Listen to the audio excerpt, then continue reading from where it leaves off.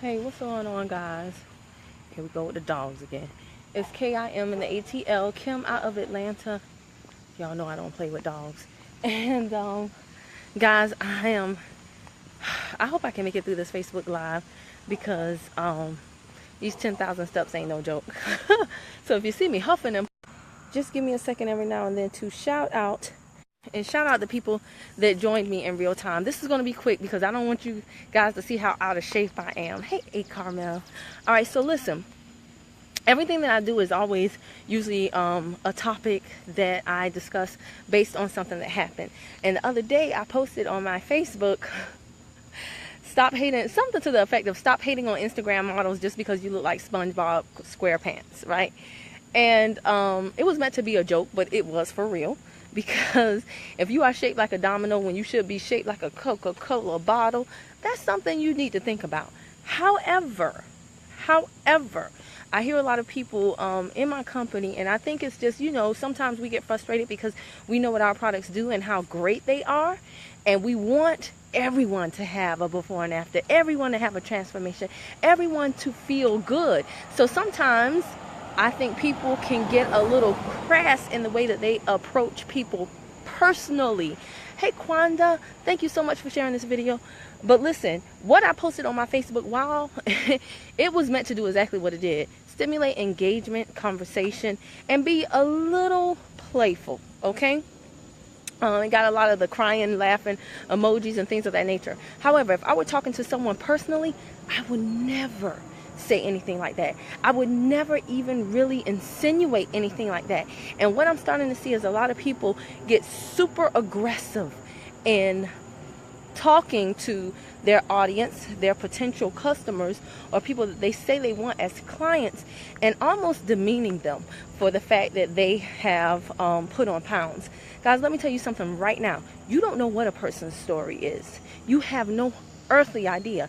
And so when you're talking to a lot of people, you hear a lot of things. What I'm going to do right now is share a story with you, real life, unfortunately. I'm going to share a story with you about a woman that I met. And I apologize, I'm outside, so you guys might hear the lawnmower. You guys might want to share this because this is going to increase your sensitivity in talking to prospective clients. But there was a woman I met, and she shared her personal story with me, and it struck me to my core. All right, let me try to get past this lawnmower. Can y'all still hear me clearly? I hope so. This would be the hill too. Hey, what's going on, Jeff? Did you get your phone back? All right, so guys, I met this woman. Hold on, give me one second. These hills in Atlanta are no joke. Oh my gosh. All right. My thing is, if you want somebody to work with you, then you cannot offend them. People work with people that they like, know, and trust. And if you're saying offensive things to them, they will not like you. So I met this woman, beautiful woman. She was very heavy set. She started asking me about the tea. We started talking. I shared with her my before and after, as well as the testimony book, so that she would know where more. I gotta stop. I told y'all I gotta work on my fitness, so I don't want to be completely out of breath because the story is important. So I showed her the TLC testimony book, and she saw all these people with different types of weight loss. She was very, very happy. Well, guys, what did I tell you? Less conversation equals more compensation. But guess what? It also equals more depth.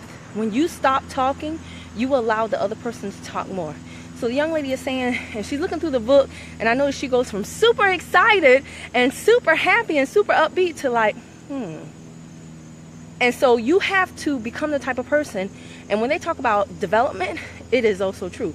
You got to become the type of person that you can't be so excited about the testimonies that you don't pick up on when the energy drops in your client. So as she goes from wow to I'm like, hey, what's going on? Tell me what you're thinking. I can almost see your thoughts. And she was saying, well, I don't know. I don't know.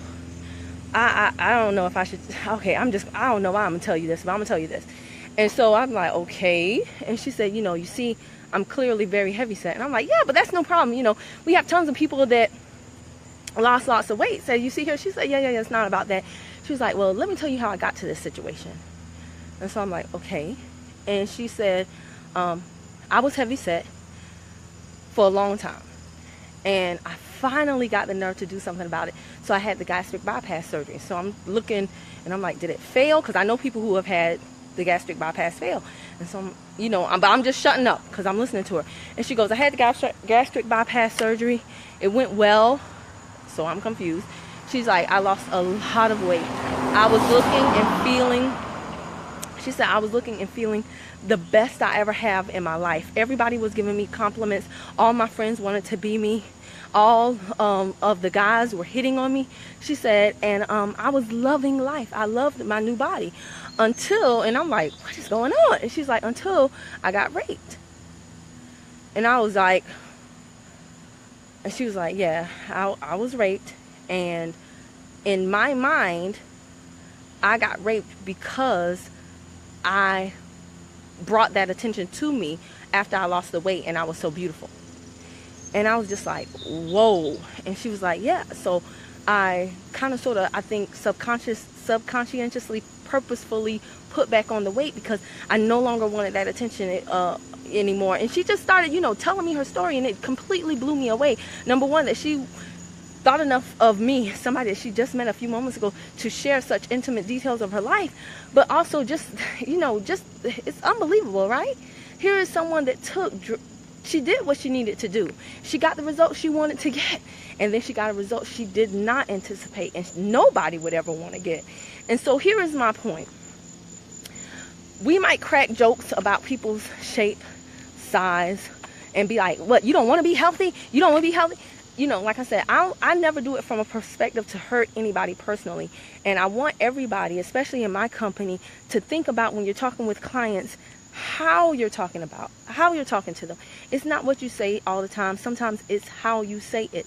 So be open to listen, and not just so, by not investing in your health, you're saying you really don't care about yourself. And you cannot be doing all the talking so that you don't get to know everybody's personal experience, because everybody has a story. People that are overweight are not just people that just can't put down the fork or don't have any self-control. As I've been doing this business now for 2 years, I've heard horrible stories how many people's weight gain, men and women, was tied to very traumatic experiences in their life. Divorces, loss of jobs, illnesses, car accidents where they were put on pain medication, and then subsequently the steroids and the pain meds made them gain a lot of weight. That, coupled with immobility, was really just what made them just prisoners in their own body.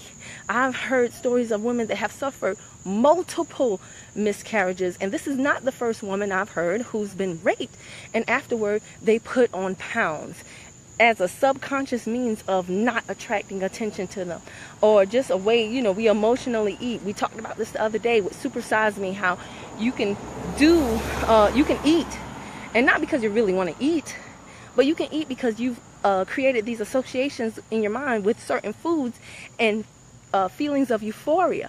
So this is super important to me, guys, because we all out here have a story.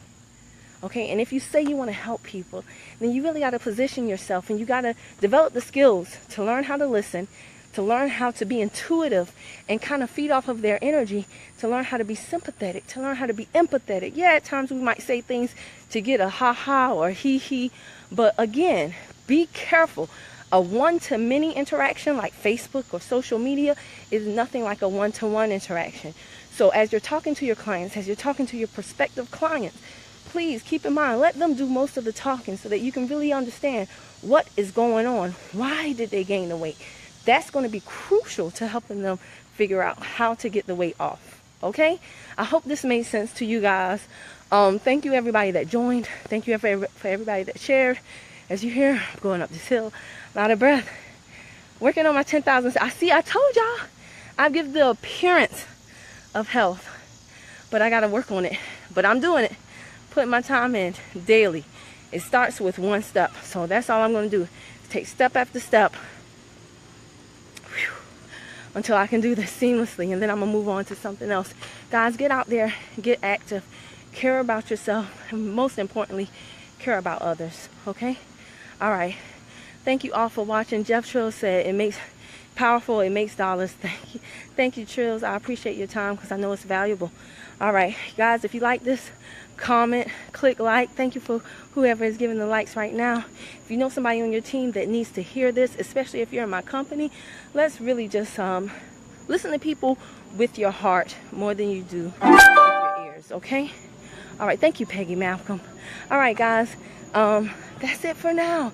If you're watching on YouTube, subscribe to my channel. If you're watching on Facebook Live, be sure to follow me so that when I do these Facebook Lives, you'll be the first to know.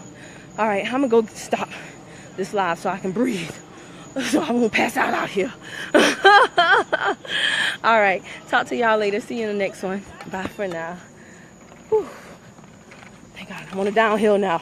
Praise the Lord.